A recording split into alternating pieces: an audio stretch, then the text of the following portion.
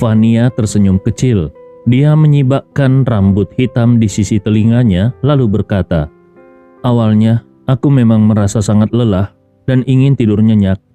Tapi aku benar-benar tidak tahan dengan guncangan ombak.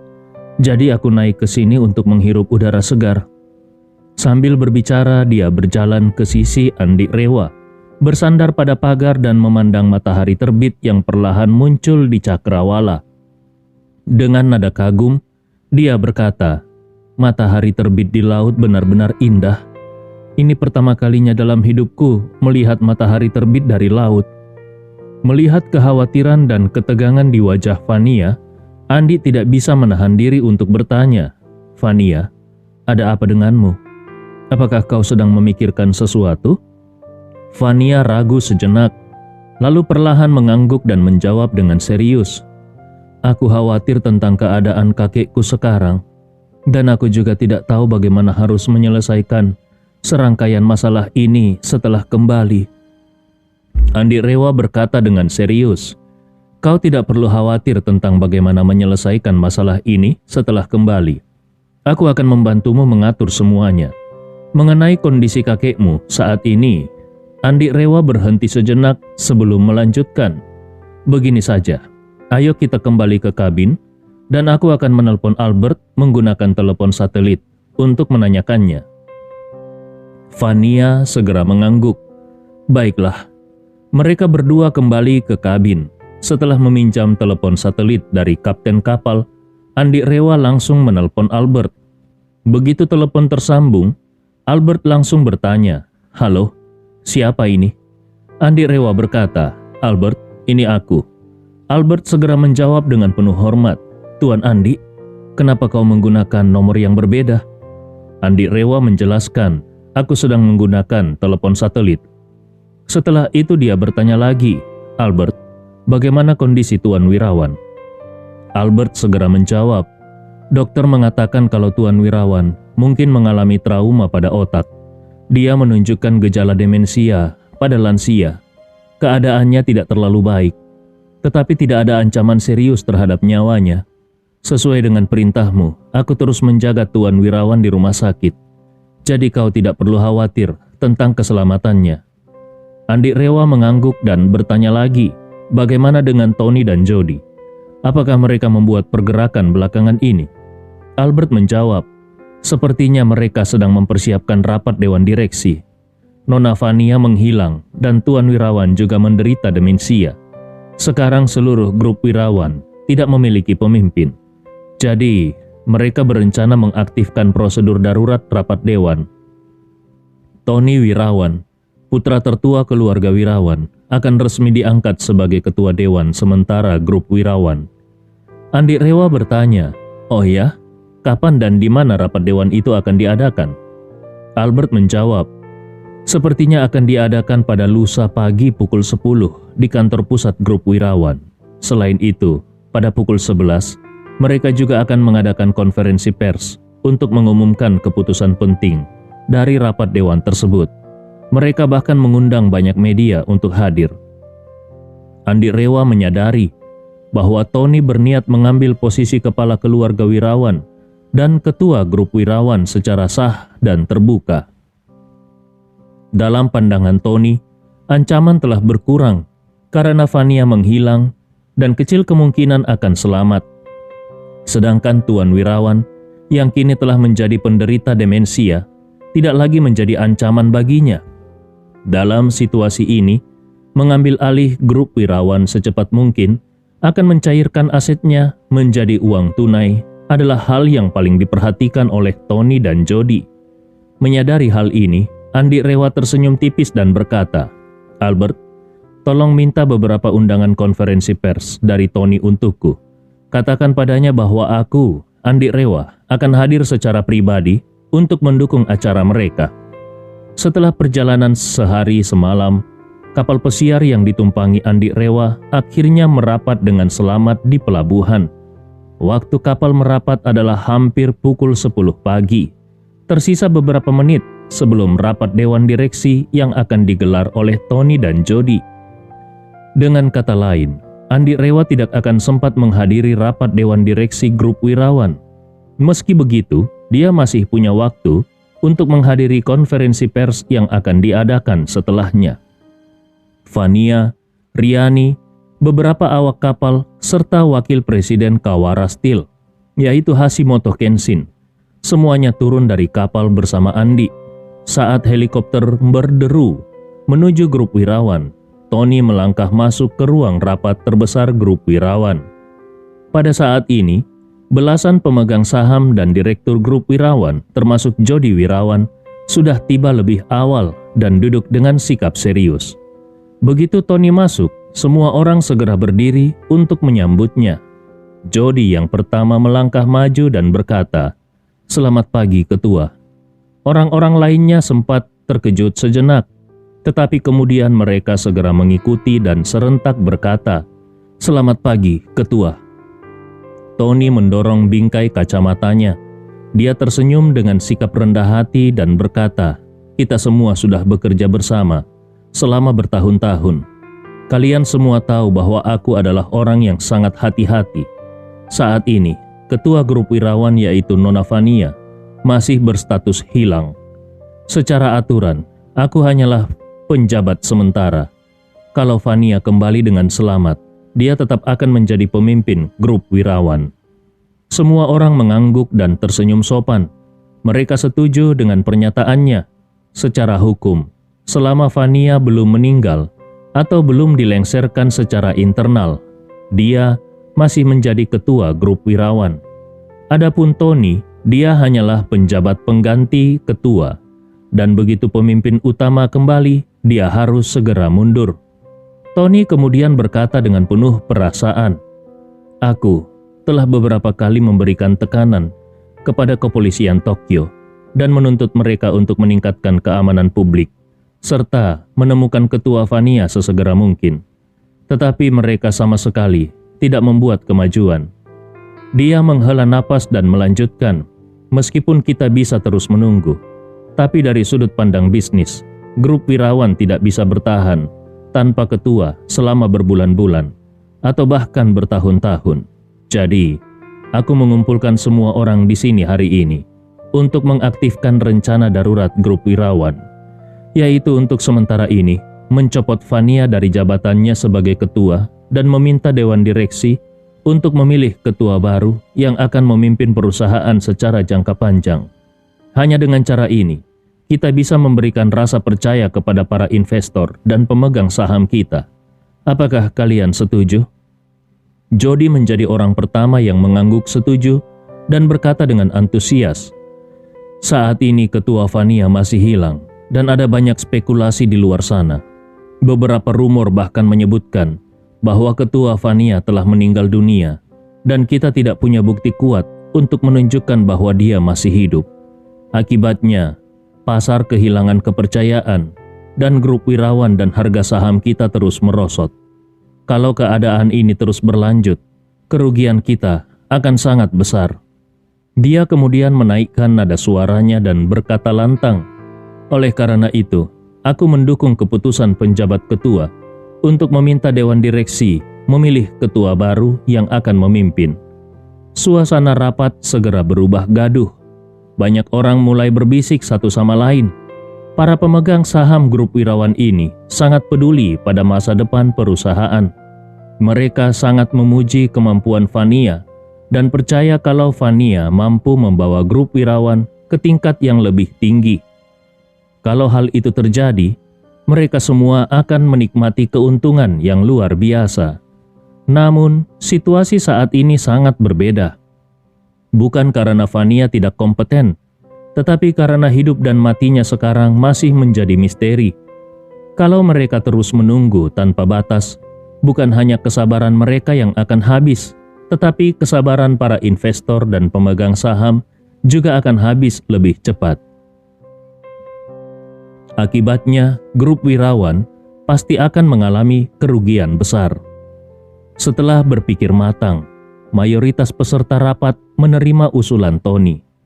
Mereka menyadari bahwa solusi terbaik saat ini adalah segera memilih ketua baru untuk menenangkan semua pihak.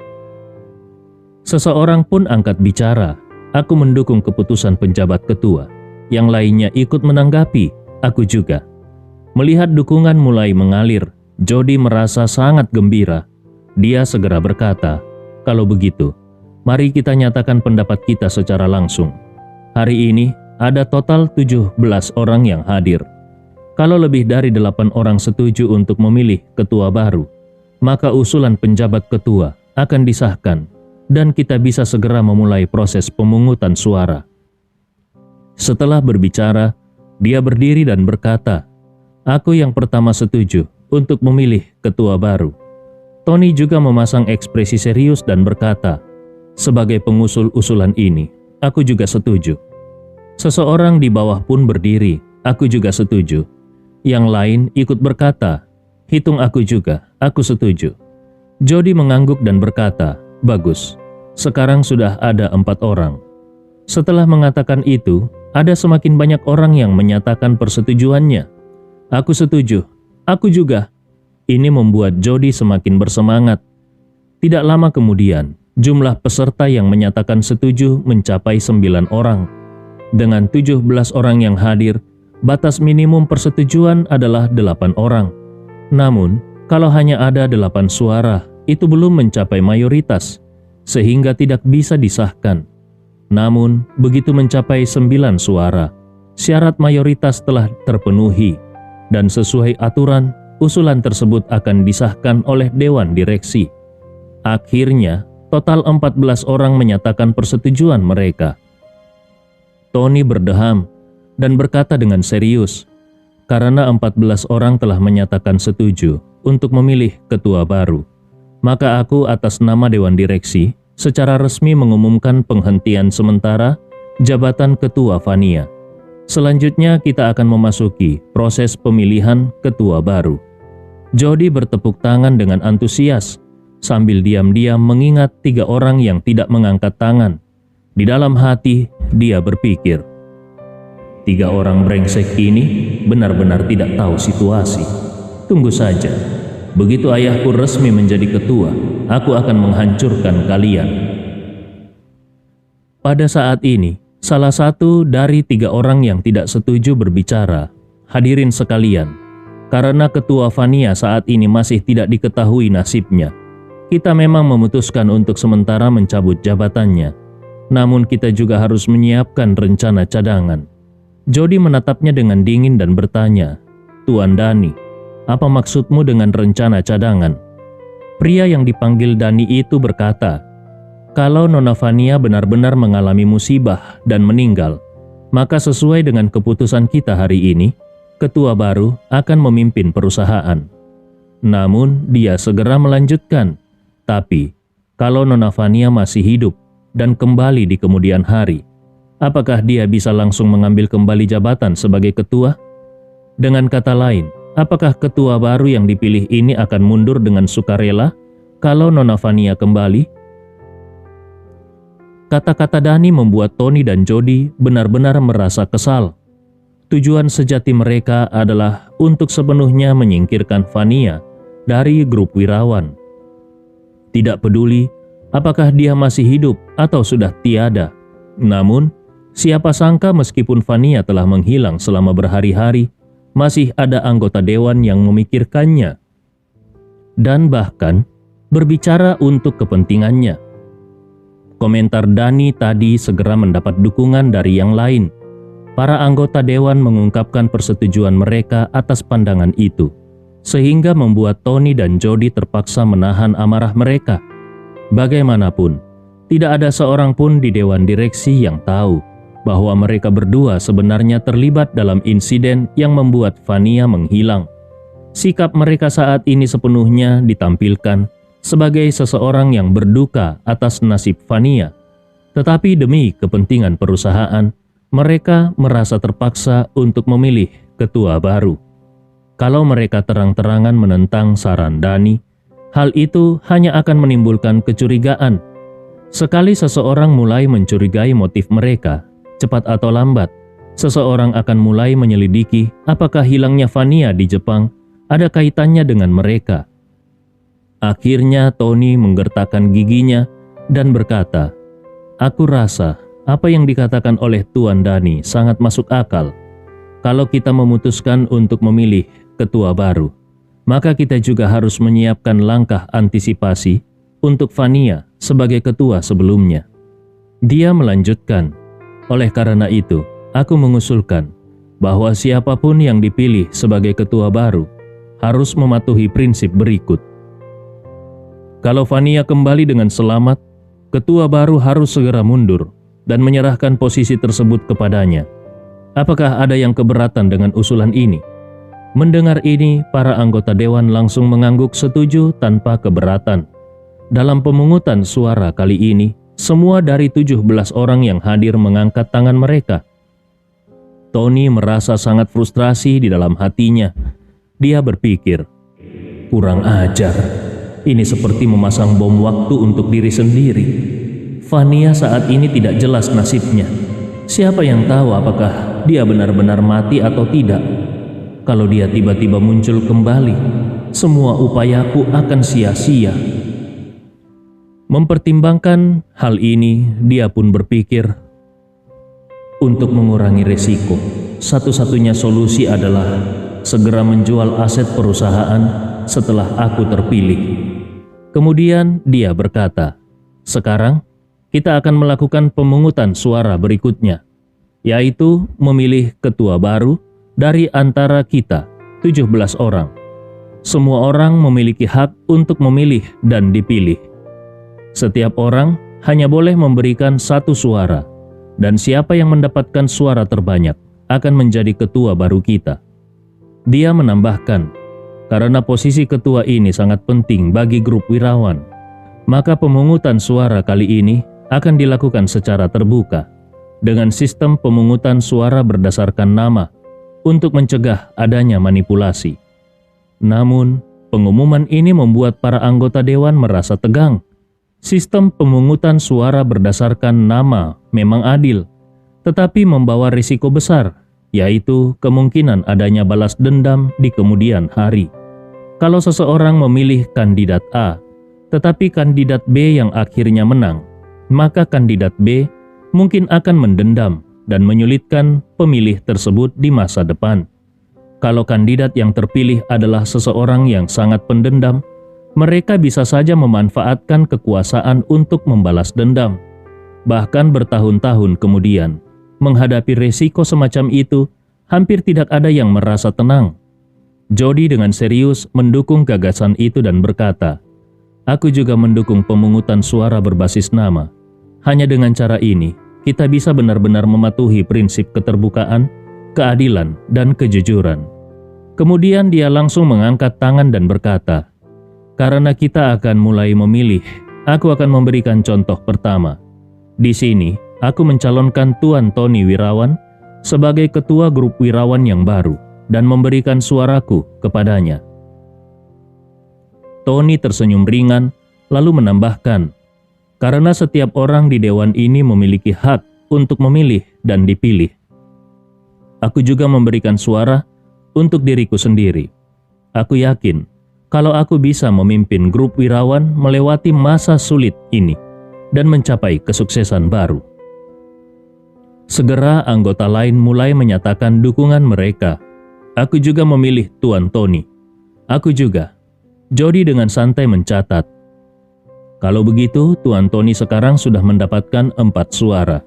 Mari kita lanjutkan pemungutan suara. Melihat situasi semakin berpihak pada Tony, anggota dewan lainnya yang khawatir akan resiko balas dendam karena sifat pemungutan suara berbasis nama, mulai menyatakan dukungan mereka. Dalam waktu singkat, suara yang mendukung Tony mencapai 9. Ini memastikan kalau dia akan menjadi ketua baru. Anggota yang belum memilih segera menyadari bahwa hasil pemungutan suara sudah tidak bisa berubah. Menolak atau abstain hanya akan menempatkan mereka dalam posisi sulit di masa depan. Akhirnya mereka juga menyerahkan suara mereka untuk mendukung Tony. Pada akhirnya Tony mendapatkan semua 17 suara dari dewan.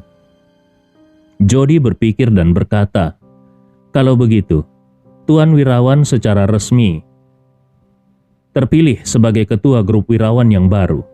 Mari kita beri tepuk tangan untuk Tuan Tony Wirawan.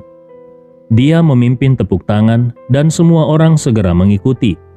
Tony dengan wajah rendah hati melambaikan tangannya dan berkata dengan nada serius, "Aku sangat menyadari kemampuanku. Meskipun cukup baik, aku masih merasa kalah dibandingkan mantan ketua kita, Nona Vania. Tapi, kalian tidak perlu khawatir. Karena telah dipercayakan posisi ini, aku akan dengan tegas menjalankan tugasku. Bekerja keras sepenuhnya untuk masa depan grup Wirawan dan tidak akan pernah menyalahgunakan jabatanku." Semua orang kembali bertepuk tangan dan menunjukkan dukungan mereka.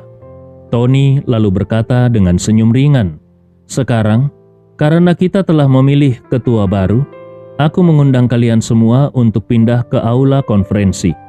Sebelumnya aku sudah mengundang media dan memberitahu mereka bahwa kita akan memilih ketua baru hari ini. Nanti, kita akan mengadakan konferensi pers untuk mengumumkan keputusan ini kepada publik.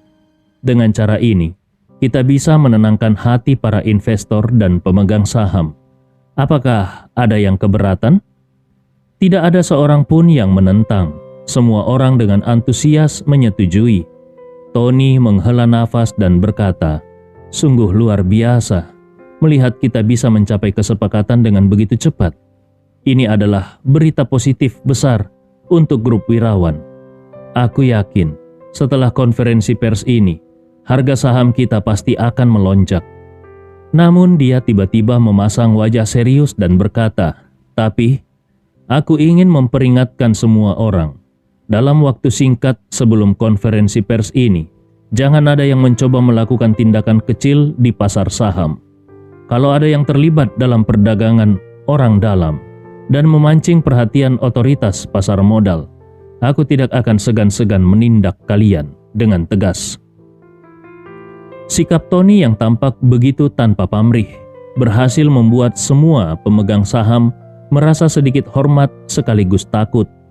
Di dalam dunia pasar saham yang selalu berubah dengan cepat, siapapun yang menguasai informasi orang dalam memiliki peluang besar untuk mendapatkan keuntungan luar biasa. Namun, tindakan semacam ini, meskipun menggiurkan, merupakan pelanggaran serius terhadap peraturan otoritas pasar modal. Kalau ada sebuah perusahaan publik sedang bernegosiasi untuk menjalin kerjasama mendalam dengan perusahaan multinasional besar, begitu informasi tersebut diumumkan ke publik, harga saham perusahaan itu hampir pasti akan melonjak. Bagi publik biasa, ini mungkin terlihat sebagai keberuntungan yang tiba-tiba. Namun, bagi mereka yang ada di dalam lingkaran perusahaan, informasi ini adalah peluang emas untuk melakukan pembelian saham sebelum harga melonjak, agar bisa menjualnya kembali di puncak dengan keuntungan besar. Tony secara tegas melarang praktek semacam ini di dalam rapat. Ini menunjukkan sikap kuat untuk menjaga integritas dalam grup Wirawan. Sikap ini setidaknya secara publik memperkuat rasa hormat dan kewibawaannya di mata para pemegang saham. Sementara itu di aula konferensi pers grup Wirawan, para wartawan dari berbagai media telah memenuhi ruangan. Isu terbaru mengenai hilangnya Vania di Jepang menjadi berita utama yang terus menarik perhatian publik. Semua mata kini tertuju pada keputusan strategis yang akan diambil grup Wirawan, terutama terkait siapa yang akan mengambil alih posisi ketua demi memastikan stabilitas perusahaan. Para wartawan yang duduk di aula sudah berspekulasi sejak awal. Seorang wartawan televisi lokal berbisik kepada rekannya dari stasiun televisi provinsi. Dengar-dengar, Tuan Wirawan sudah terkena demensia akibat tekanan besar. Dalam situasi ini, kemungkinan besar Tony Wirawan, putra sulungnya, yang akan ditunjuk sebagai ketua baru. Rekan di sebelahnya membalas, "Tapi bagaimana kalau justru cucunya, Jody Wirawan, yang dipilih? Bukankah sebelumnya posisi ini sempat diberikan kepada generasi muda seperti Vania? Mungkin Dewan tetap ingin meneruskan tradisi itu." Wartawan lokal itu mengangguk. Kalau begitu, bisa jadi Jody Wirawan yang mendapatkan posisi itu hari ini. Sebelum spekulasi mereka berlanjut, seorang staf dari grup Wirawan melangkah ke podium dan berbicara di depan mikrofon. Para rekan media, mohon bersabar sejenak. Dewan direksi kami telah mencapai kesepakatan dan mengambil keputusan penting.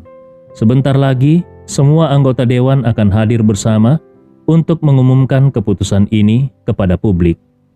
Mendengar ini, para wartawan langsung mengencangkan fokus mereka, menantikan momen besar ketika anggota Dewan Grup Wirawan akan mengumumkan nama ketua baru perusahaan.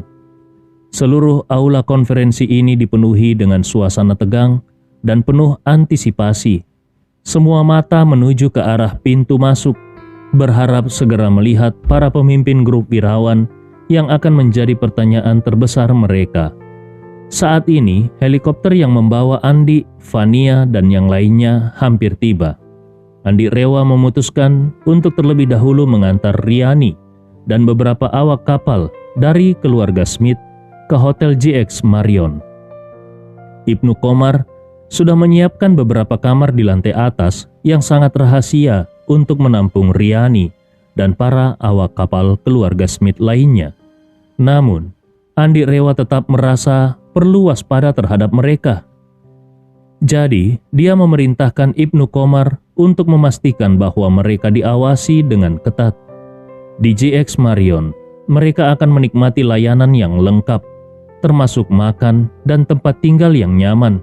Namun, semua alat komunikasi di kamar mereka telah dinonaktifkan dan mereka dilarang untuk berkomunikasi dengan dunia luar. Setidaknya sampai Andi memutuskan bahwa mereka tidak lagi menjadi ancaman. Riani memahami situasi ini dan menerima keputusan Andi tanpa keberatan. Setelah mengurus mereka, Andi Rewa kembali naik helikopter bersama Fania dan Hashimoto, melanjutkan perjalanan menuju grup Wirawan. Sementara itu, di grup Wirawan, Tony baru saja selesai mengadakan rapat dewan direksi. Sebelum rapat ditutup, dia berkata kepada semua anggota dewan, "Silakan kembali ke kantor masing-masing dan istirahat selama 10 menit. Setelah itu, kita akan turun untuk mengadakan konferensi pers." Para anggota dewan pun beranjak meninggalkan ruangan, sementara Tony berjalan kembali ke kantor wakil ketua bersama putranya, Jody. Saat melewati kantor ketua yang biasanya dihuni oleh Fania, mereka berdua tanpa sadar berhenti. Tony memandang pintu dengan tulisan "Kantor Ketua" yang terukir di atasnya. Matanya dipenuhi ambisi yang tak tersembunyikan. Di dalam hatinya, dia berpikir, "Setelah konferensi pers selesai, aku akan segera pindah ke kantor ini. Kantor Fania ini bukan hanya luas, tetapi juga memiliki pemandangan langsung ke pusat kota dengan jendela kaca besar. Ini jauh lebih baik dibandingkan kantorku sekarang." Sambil membayangkan hal itu, Tony berkata kepada Jody, "Jody, ikut aku ke kantor sebentar." Jody mengangguk, "Baik ayah." Setelah masuk ke kantor, Tony membuka pembicaraan. "Oh iya, sebelumnya Ibnu Komar mengatakan bahwa Andi Rewa akan datang ke konferensi pers kita." Jody terkejut. "Andi? Ayah, jadi Andi Rewa sudah kembali?" Tony menjawab, "Sepertinya begitu." Jody tersenyum sinis. Kelihatannya dia pergi ke Jepang dan tidak berhasil menemukan Fania. Tony tertawa dingin. Bagaimana mungkin dia bisa menemukan Fania semudah itu? Pegunungan terpencil di Nishitama itu hampir seperti hutan belantara. Bahkan kalaupun Fania sudah menjadi mayat, tubuhnya mungkin sudah lama dimakan binatang buas. Jody mengangguk setuju. Tetapi dengan nada khawatir dia berkata, "Ayah, Andi Rewa sangat dekat dengan Fania. Aku khawatir dia tidak akan menyerah begitu saja. Bagaimana kalau dia terus menyelidiki?" Tony dengan sinis menjawab, "Biarkan saja dia menyelidiki. Apapun yang dia lakukan, tidak akan ada gunanya. Andi Rewa mungkin punya sedikit pengaruh di sini, tetapi di Jepang dia bukan siapa-siapa. Kalau dia benar-benar bisa menemukan sesuatu, aku akan memotong kepalaku sendiri dan menyerahkannya kepadanya. Semakin lama Vania menghilang, semakin tenang perasaan Tony. Dia merasa bahwa dengan berjalannya waktu, kemungkinan Vania masih hidup akan semakin kecil. Jadi, Jody yang berdiri di sampingnya tampak lebih gelisah. Dengan suara pelan, dia bertanya, "Ayah, Andi memiliki banyak akal. Kita harus berhati-hati agar dia tidak melihat sesuatu yang mencurigakan." Tony mengangguk sambil berkata, "Tentu saja. Tugas kita adalah memainkan peran kita dengan baik." Jody kembali bertanya, "Tapi ayah, belakangan ini aku merasa sedikit tidak tenang. Menurut ayah, Vania sebenarnya kemana? Bagaimana mungkin dia bisa hilang begitu saja tanpa jejak, baik hidup maupun mati?" Tony tersenyum dingin. "Menurutku, kemungkinan besar Vania sudah mati. Hanya saja jasadnya belum ditemukan." Jody dengan rasa ingin tahu bertanya, "Kenapa ayah bisa begitu yakin?"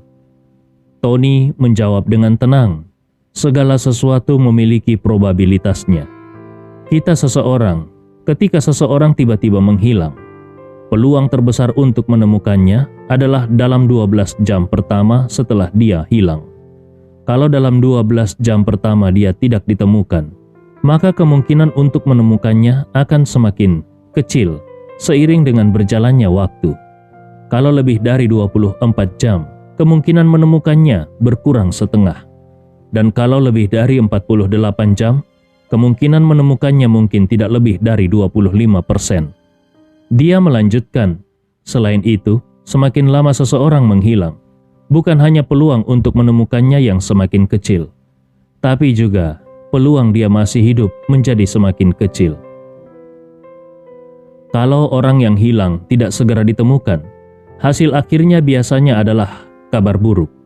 Seringkali setelah seluruh internet membantu mencari orang itu, akhirnya yang menemukan hanyalah mayatnya yang ditemukan. Jadi, menurutku, Vania yang hilang selama ini kemungkinan besar juga sudah mati. Dan kalau seseorang sudah mati, semua bukti akan hilang bersama mereka.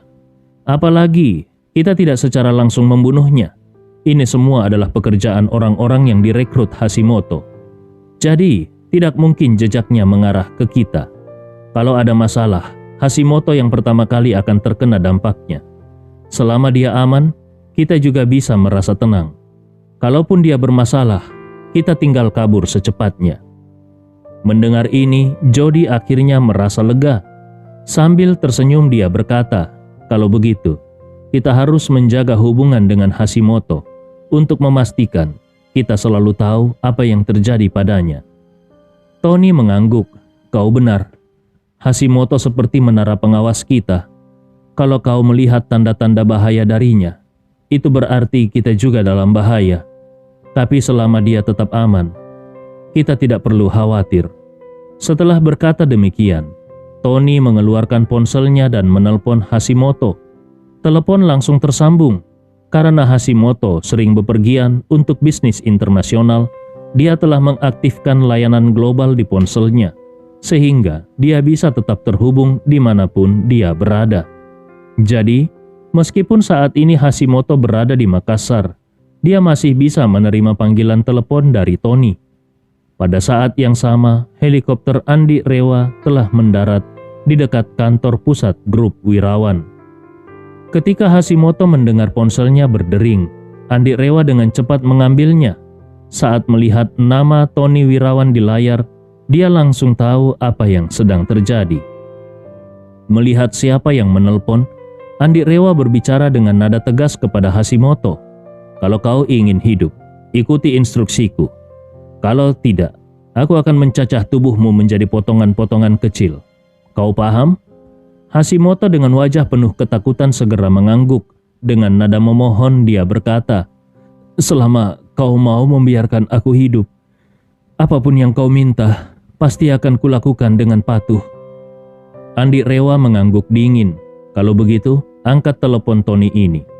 Kalau dia tanya keberadaanmu, bilang kau masih di Jepang dan semuanya baik-baik saja." Hashimoto yang gemetar ketakutan segera mengangguk lagi. Setelah menerima telepon dari Andi, dia segera menjawab panggilan tersebut. Begitu telepon tersambung, suara lega Tony terdengar di ujung sana. "Ah, Tuan Hashimoto, apa yang kau sibukkan? Kenapa baru sekarang kau mengangkat teleponku?" Hashimoto mengingat instruksi Andi dan segera menjawab, "Maaf, aku sedang rapat tadi. Aku baru keluar ruangan dan langsung menelpon balik. Ada yang bisa aku bantu?" Tony tertawa kecil. "Oh, tidak ada masalah besar. Aku hanya ingin tahu perkembangan terbaru di Jepang. Apakah ada kabar dari Vania? Apakah polisi Jepang masih mencarinya?" Hashimoto menjawab sesuai perintah Andi. "Belum ada kabar apapun mengenai Vania. Menurutku, dengan segala upaya kita waktu itu, besar kemungkinan dia sudah meninggal. Lagi pula, aku dengar pihak kepolisian Jepang juga mulai menarik personel mereka. Sepertinya kasus ini akan segera dihentikan." Mendengar ini, Tony merasa lebih lega. Dia tertawa puas. "Ah, Tuan Hashimoto memang bisa diandalkan. Kalau Vania benar-benar mati, kita tidak perlu khawatir lagi." Setelah itu, Tony menambahkan dengan semangat, "Tuan Hashimoto, sebentar lagi aku akan mengadakan konferensi pers untuk mengumumkan bahwa aku akan resmi mengambil alih posisi ketua grup wirawan. Begitu aku resmi jadi ketua, kerjasama kita bisa segera dimulai." Hashimoto menanggapi, "Itu adalah kabar baik. Aku sudah memberitahu dewan direksi kami. Begitu kau resmi jadi ketua, mari kita bertemu untuk membahas detail kerjasama kita." Tony dengan penuh semangat berkata, "Setuju, Tuan Hashimoto. Kalau begitu, sampai jumpa nanti saat kita menandatangani perjanjian." Hashimoto menutup percakapan dengan sopan, "Baik, Tuan Tony. Kalau begitu, silakan urus urusanmu terlebih dahulu. Kita bicara lagi saat bertemu."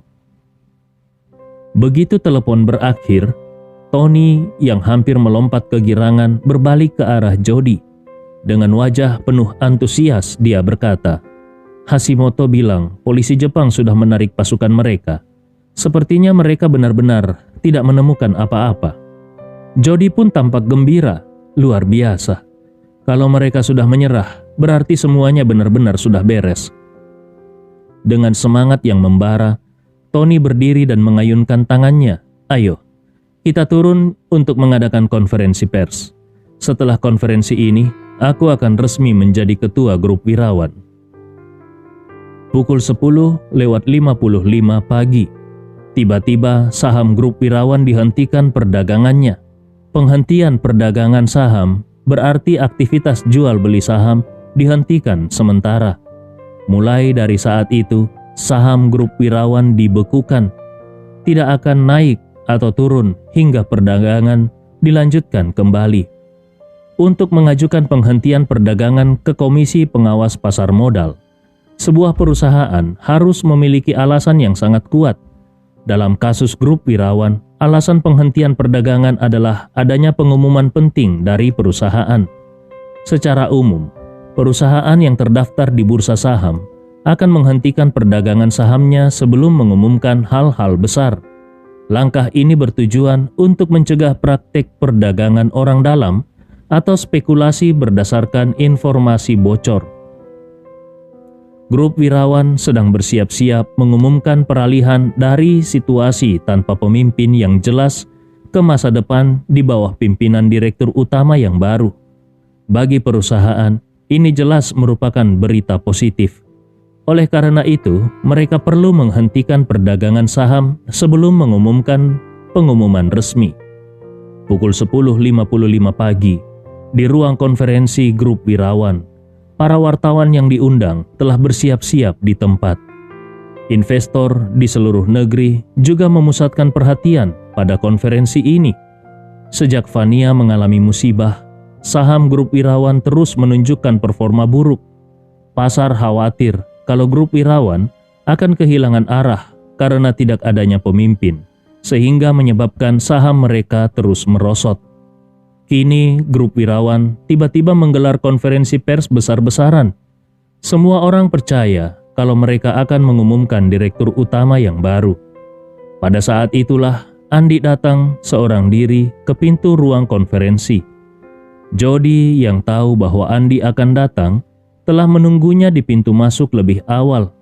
Meski dia sangat tidak puas dengan Andi, tetapi dia sadar kalau di Makassar dia tidak berani membuat masalah dengan Andi. Jody tidak berani menunjukkan sedikit pun sikap tidak hormat. Melihat Andi datang seorang diri, Jody segera melangkah cepat menghampirinya. Dengan penuh hormat, dia menyapa, "Tuan Andi, kau sudah datang." Andi Rewa mengangguk ringan dan dengan nada yang sedikit menyesal dia berkata, "Jody, maafkan aku. Aku sudah berusaha semaksimal mungkin terkait masalah Fania." Andi Rewa sengaja hanya mengatakan 3 hal. Sudah berusaha semaksimal mungkin, tanpa memberikan penjelasan lebih lanjut. Namun bagi Jody, kata-kata itu terdengar seperti ungkapan dokter kepada keluarga pasien yang tidak bisa diselamatkan. Mendengar itu, Jody segera menarik kesimpulan sendiri bahwa Andi Rewa tidak menemukan jejak Fania sama sekali. Dia kemudian berpikir di dalam hati, sepertinya Andi memang gagal menemukan Fania. Lagi pula kalau dia sudah kembali ke negara ini, itu berarti dia sudah menyerah. Akhirnya, aku dan ayah bisa bernafas lega. Di dalam hatinya, Jody merasa puas. Tetapi di wajahnya dia berpura-pura menunjukkan ekspresi penuh kesedihan. Dengan nada terima kasih dia berkata, "Tuan Andi, kau bahkan rela pergi ke Jepang demi Fania dan melakukan begitu banyak usaha. Keluarga wirawan sangat berterima kasih untuk itu. Kalau Fania benar-benar sudah tiada, aku yakin arwahnya akan merasa terharu atas ketulusanmu terhadapnya." Andi Rewa memandang Jody dengan serius, lalu berkata, "Jody, dalam banyak hal, kita harus menyimpan secercah harapan di dalam hati dan berdoa agar suatu saat keajaiban terjadi. Bagaimana kalau di suatu saat nanti, Fania tiba-tiba muncul di hadapan kita? Bukankah itu akan menjadi momen yang menggembirakan untuk semua orang?" Ucapan itu membuat hati Jody merasa seperti menelan lalat. Dengan geram dia memaki di dalam hatinya, "Berdoa untuk keajaiban? Berdoa kepada siapa? Jangan sampai keajaiban itu terjadi. Semoga Fania tidak pernah muncul lagi. Bahkan mayatnya pun tidak mau kulihat. Kalau dia muncul, aku harus mengurus pemakamannya, menghabiskan uang, dan berpura-pura sedih di depan semua orang." Namun, wajah Jody tetap menunjukkan ekspresi penuh ketulusan sambil dia berkata, "Tuan Andi, kau benar. Aku juga berharap suatu saat keajaiban itu terjadi. Oh iya, konferensi pers akan segera dimulai. Tuan Andi, silakan masuk." Di bawah panduan Jody, Andi Rewa melangkah masuk ke ruang konferensi. Jody mengatur agar Andi duduk di barisan depan di kursi khusus tamu kehormatan. Kemudian dengan senyum minta maaf, dia berkata, "Maaf sekali Tuan Andi, aku harus ikut serta dalam konferensi pers ini, jadi tidak bisa menemanimu. Kalau kau butuh sesuatu, jangan ragu untuk memberitahu staf kami." Andi Rewa mengangguk dan berkata, "Baik, silakan lanjutkan urusanmu." Jody dengan penuh hormat berkata, "Baik Tuan Andi, kalau begitu aku permisi dulu." Setelah berkata demikian, dia segera berbalik menuju ruang istirahat di belakang panggung. Beberapa menit kemudian, seorang sekretaris perempuan naik ke atas panggung dan berkata, "Terima kasih kepada para tamu kehormatan serta rekan-rekan media yang telah hadir. Hari ini, grup wirawan memiliki pengumuman yang sangat penting untuk disampaikan kepada publik. Sekarang, mari kita sambut dengan tepuk tangan para anggota Dewan Direksi kami." Setelah sekretaris perempuan selesai berbicara, tepuk tangan yang riuh bergema di seluruh ruangan. Belasan anggota Dewan Direksi grup wirawan mulai memasuki panggung melalui pintu samping secara berurutan. Andi Rewa tidak mengenali sebagian besar dari mereka, hingga 2 orang terakhir muncul, yaitu Jody dan ayahnya Tony. Tony adalah orang terakhir yang masuk, tetapi kursi di tengah panggung yang merupakan posisi utama telah disiapkan khusus untuknya. Setelah naik ke panggung, dia langsung duduk di kursi utama tersebut. Saat duduk, pandangannya bertemu dengan Andi yang duduk di barisan tamu kehormatan di depan. Melihat Andi Rewa, hati Tony sama seperti Jody, dipenuhi dengan kegelisahan. Sebagaimana pepatah mengatakan, kalau orang yang berbuat salah akan selalu merasa bersalah. Tony diam-diam sangat khawatir kalau perbuatannya suatu hari nanti akan terbongkar. Yang paling dia takutkan adalah Andi Rewa, karena di matanya, Andi merupakan ancaman terbesar. Bahkan, kalau suatu hari nanti rahasianya terungkap, dia tidak terlalu takut pada polisi, tetapi dia sangat takut kalau Andi Rewa yang datang untuk menuntut balas. Saat pandangan mereka bertemu, Tony mencoba menunjukkan sikap ramah dengan sedikit mengangguk kepada Andi. Andi membalasnya dengan senyuman tipis. Senyuman Andi Rewa membuat sedikit ketegangan yang dirasakan Tony berkurang, meskipun tidak sepenuhnya hilang. Setelah itu, Tony mengaktifkan mikrofon meja di depannya dan mulai berbicara. Kepada para tamu kehormatan, para pemegang saham, para investor, serta rekan-rekan media yang hadir, selamat pagi semuanya. Aku adalah Tony Wirawan, sebelumnya menjabat sebagai Wakil Ketua Dewan Grup Wirawan. Setelah insiden yang menimpa Nona Vania di Jepang, aku ditunjuk oleh Dewan Direksi untuk sementara waktu menjadi Ketua Dewan Sementara, menggantikan posisi Nona Vania. Saat mengatakan ini, dia menarik napas panjang dan berpura-pura menunjukkan kesedihan. Kejadian tragis yang menimpa Nona Vania sangatlah menyedihkan bagi aku dan seluruh anggota dewan. Kami terus mendesak pihak Jepang untuk segera menyelidiki kebenaran di balik kecelakaan itu dan mencari keberadaan Nona Vania. Kami sangat berharap pihak Jepang bisa memberikan hasil yang menggembirakan dalam waktu dekat. Setelah berhenti sejenak, nada bicaranya berubah menjadi lebih serius. Namun demikian, sebagai sebuah perusahaan publik dengan nilai pasar lebih dari 100 miliar, Grup Wirawan tidak bisa terus berada dalam keadaan tanpa pemimpin untuk waktu yang lama.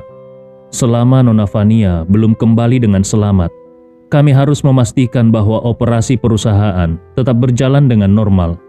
Oleh karena itu, pagi ini kami mengadakan rapat Dewan Direksi khusus. Kata-kata Tony membuat semua orang di ruangan tersebut memasang telinga, menunggu dengan penuh antusias untuk mendengar pengumuman yang akan dia sampaikan. Karena inilah inti dari konferensi pers tersebut, pengumuman siapa yang akan memimpin Grup Wirawan. Tony kemudian membersihkan tenggorokannya dan dengan nada serius mengumumkan, setelah dilakukan diskusi dan pemungutan suara oleh Dewan Direksi, kami memutuskan untuk sementara waktu mencopot jabatan Nona Vania sebagai Ketua Dewan Grup Wirawan. Selain itu, melalui proses pemungutan suara resmi, dari total 17 anggota Dewan yang hadir, aku memperoleh 17 suara bulat. Dengan demikian, mulai saat ini aku resmi menjabat sebagai Ketua Dewan Grup Wirawan. Pengumuman ini menjadi momen yang ditunggu-tunggu oleh semua orang di ruangan itu. Meskipun banyak yang sudah memperkirakan bahwa pengumuman ini akan terjadi. Konferensi resmi dari Dewan Direksi tetap menjadi hal yang penting untuk memastikan keabsahan keputusan tersebut. Saat ini, setelah Tony secara pribadi mengumumkan dirinya sebagai Ketua Dewan Direksi Grup Wirawan, keputusan tersebut tampaknya sudah pasti. Media yang hadir bersiap-siap untuk menjadikannya berita utama. Namun, suasana yang awalnya terkendali mendadak berubah ketika Andi Rewa tiba-tiba angkat bicara. Dengan nada tenang dia bertanya, "Tuan Tony, saat ini Nona Vania hanya dinyatakan hilang. dan belum ada konfirmasi bahwa dia telah tiada. Aku ingin tahu, kalau suatu hari nanti Nona Vania kembali dengan selamat, apakah kau akan mengembalikan posisi ketua dewan kepadanya?" Tony yang semula merasa yakin bahwa acara ini hanyalah formalitas sederhana, langsung merasakan gelombang tekanan. Dia berpikir bahwa dengan dukungan penuh dari dewan direksi, tidak ada yang akan mencoba merusak rencana hari ini. Namun dia sama sekali tidak menyangka kalau Andi Rewa akan membuat situasi menjadi rumit. Meskipun amarahnya meluap di dalam hati, Tony tetap menjaga ekspresi ramah dan berkata, "Tentu saja, kami sudah mendiskusikan hal ini dalam rapat dewan direksi pagi tadi. Meskipun saat ini aku resmi menjabat sebagai ketua dewan direksi, aku harus mengakui bahwa Nona Vania adalah kandidat yang jauh lebih baik untuk posisi ini." Setelah berhenti sejenak, dia melanjutkan dengan suara lantang, "Karena itu, aku di sini ingin menyatakan secara terbuka bahwa kalau suatu hari nanti Nona Vania kembali dengan selamat, aku akan segera mengembalikan posisi ketua dewan kepada dirinya. Bagaimanapun, dia adalah sosok yang paling layak memimpin grup Wirawan." Pernyataan ini disambut dengan tepuk tangan dari para tamu yang hadir. Banyak yang merasa bahwa Tony menunjukkan jiwa besar dan integritas yang luar biasa. Namun, saat Tony menikmati momen tersebut, Andi Rewa kembali berbicara. "Kalau begitu, kenapa tidak langsung mengembalikan jabatan itu kepada Nona Vania sekarang juga?" Pernyataan ini membuat wajah Tony menjadi kaku. Di dalam hatinya, dia sudah sangat marah dan berpikir, "Manusia ini, kenapa hari ini kau terus mengacaukan rencanaku? Kau meminta aku menyerahkan posisi ini kepada Vania sekarang? Vania bahkan tidak ada di sini. Kalau kau memang sehebat itu, kenapa kau tidak membawa dia kembali hidup-hidup?" Meskipun penuh ketidaksenangan di hati, Tony tetap menjaga sikap, lalu berkata dengan serius, "Aku sudah menyampaikan hal ini dengan jelas. Kalau Vania kembali dengan selamat, aku akan secara otomatis mengundurkan diri dan memberikan jabatan ini kembali kepadanya."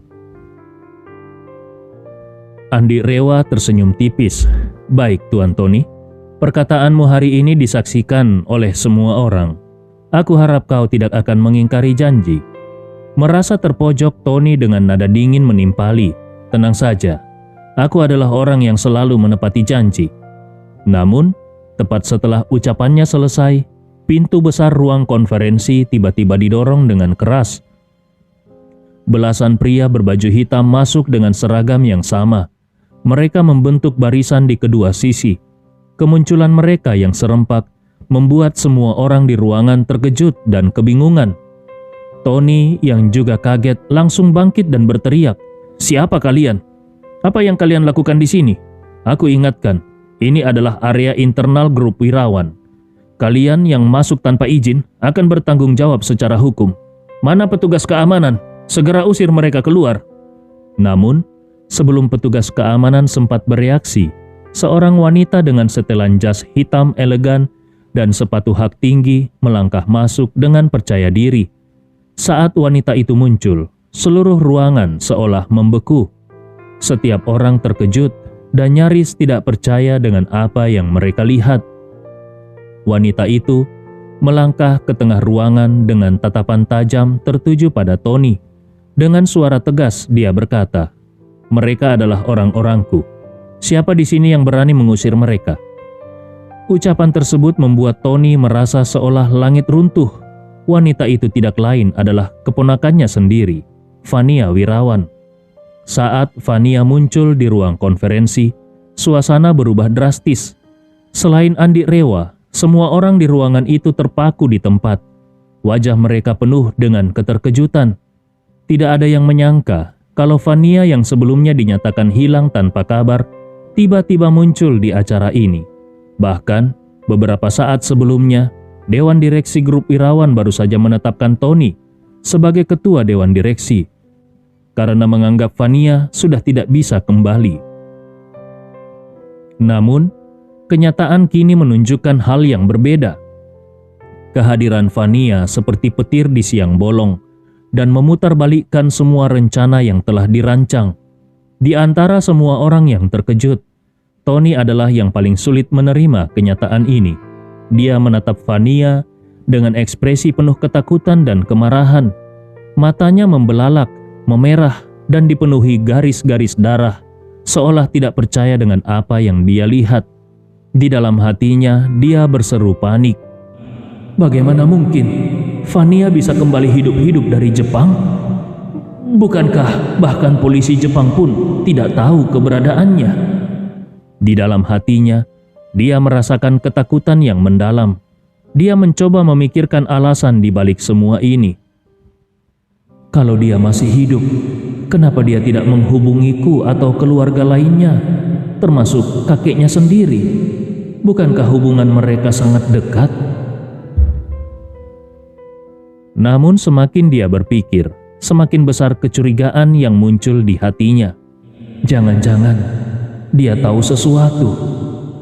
Apakah dia sudah mencium rencanaku? Ketakutan mulai melanda Tony. Sebagai dalang di balik insiden yang menimpa Fania, dia tahu kalau kebenaran bisa saja terungkap kapan saja. Sementara itu, Jody yang berdiri di samping ayahnya juga dilanda ketakutan. Dia menatap Fania yang melangkah penuh percaya diri, lalu melirik ke arah Andi yang duduk tenang di barisan depan dengan senyum tipis. Seketika, pikiran buruk muncul di benaknya. Apakah ini perbuatan Andi? Dia mengingat kembali bagaimana Andi Rewa memutuskan untuk kembali ke sini tanpa melanjutkan pencarian di Jepang. Dengan reputasi Andi sebagai sosok yang penuh kekuatan dan kejutan, jawabannya tampak jelas. Jody berpikir dengan tubuh gemetar. Pasti Andi yang membawanya kembali. Dia pasti tahu semuanya. Ketakutannya semakin menjadi. Kalau Andi Rewa memang tahu persengkokolan dirinya dan ayahnya, maka balas dendam Andi adalah sesuatu yang tak terelakkan. Di sisi lain, perhatian media sepenuhnya tertuju pada Fania. Kemunculannya yang tiba-tiba adalah momen yang luar biasa. Sebuah berita besar yang akan mengguncang seluruh dunia bisnis. Dari berbagai sudut, kamera terus mengabadikan sosok Fania. Suara jepretan kamera bergema seperti letusan petasan, memenuhi ruang konferensi.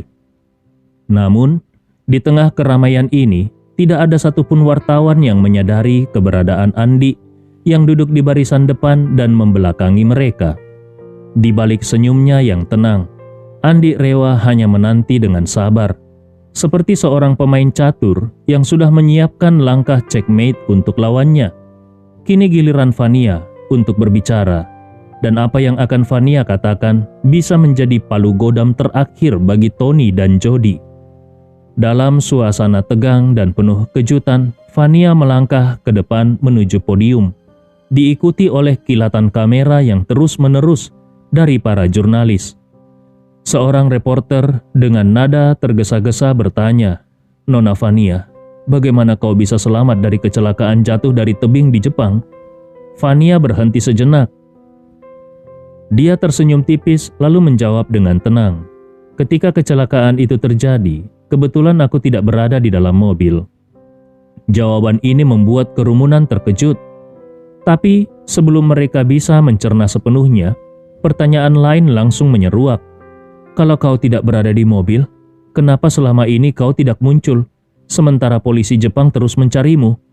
Fania menjelaskan, "Aku mencurigai kalau kecelakaan tersebut bukanlah kecelakaan biasa, melainkan direncanakan oleh seseorang. Karena itu, demi keselamatan diriku, aku memilih untuk tidak tampil ke publik." Pernyataan Fania membuat seluruh ruangan terdiam sesaat sebelum terdengar desahan napas kaget dari banyak orang.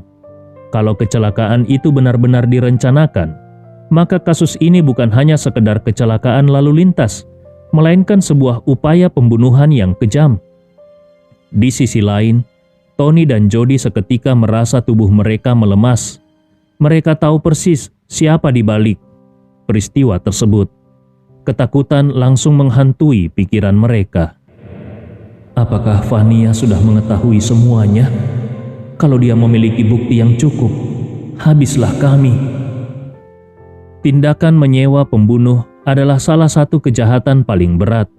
Sekalipun mereka telah mengatur agar kasus itu terlihat seperti kecelakaan, namun sifat dasar dari kejahatan tersebut tidak berubah. Dalam skenario terburuk, hukuman seumur hidup atau bahkan hukuman mati menanti mereka. Bagi mereka yang memiliki kekayaan melimpah, penjara adalah mimpi buruk. Mereka terbiasa hidup dengan kemewahan, rumah megah, pelayanan terbaik, dan kebebasan absolut. Membayangkan harus hidup di sel penjara bersama narapidana lain, makan makanan sederhana dari dapur umum, sudah cukup untuk membuat mereka ketakutan setengah mati. Tony dan Jody kini berada di ujung tanduk, dengan pikiran kacau, sambil berharap bahwa Vania belum menemukan bukti keterlibatan mereka. Vania tidak lagi menjawab pertanyaan para reporter. Dia langsung melangkah ke podium dan berhenti tepat di hadapan pamannya, Tony Wirawan. Di bawah sorotan semua orang, Tony merasa seperti berada di ambang kehancuran. Suara detak jantungnya memenuhi telinganya, dan dia merasa kepalanya hampir pecah karena ketegangan. Namun, yang tidak dia duga, Vania hanya tersenyum tipis dan berkata dengan nada yang sopan, "Paman, terima kasih atas perhatianmu dan kakak sepupu selama ini. Aku sangat menghargainya." Kata-kata itu bagaikan obat penenang bagi Tony. Dia menghela nafas panjang dan berkata di dalam hati, "Syukurlah, ternyata dia tidak tahu apa-apa. Langit masih melindungiku." Di sampingnya, Jody juga merasa lega. Ketegangan yang hampir membuatnya pingsan mulai mereda, dan dia meyakinkan dirinya kalau Vania tidak akan menjadi ancaman. Setelah merasa lega, Tony menunjukkan kemampuan akting yang luar biasa. Dengan wajah penuh rasa syukur dia berkata, "Vania, akhirnya kau kembali. Selama kau tidak ada, Paman benar-benar cemas setengah mati. Bahkan kakekmu jatuh sakit karena terlalu khawatir." Dia menghela nafas panjang, pura-pura menenangkan dirinya, lalu melanjutkan dengan mata berkaca-kaca. "Tapi tidak apa-apa. Yang penting kau selamat dan kembali ke sini. Itu saja sudah cukup membuat kami semua bahagia." Tanpa disangka, air mata mulai mengalir di pipinya, menambahkan efek dramatis pada penampilannya. Namun, di barisan depan, Andi Rewa hanya menyaksikan adegan ini dengan senyum dingin. Di dalam hatinya dia berkata, "Tony, kau pikir ini adalah akhir dari mimpi burukmu? Kau salah besar. Semua ini baru saja dimulai." Saat ini Tony masih memanjakan dirinya dengan ilusi bahwa tindakannya belum terungkap. Di dalam hatinya dia berpikir, biar saja Vania kembali.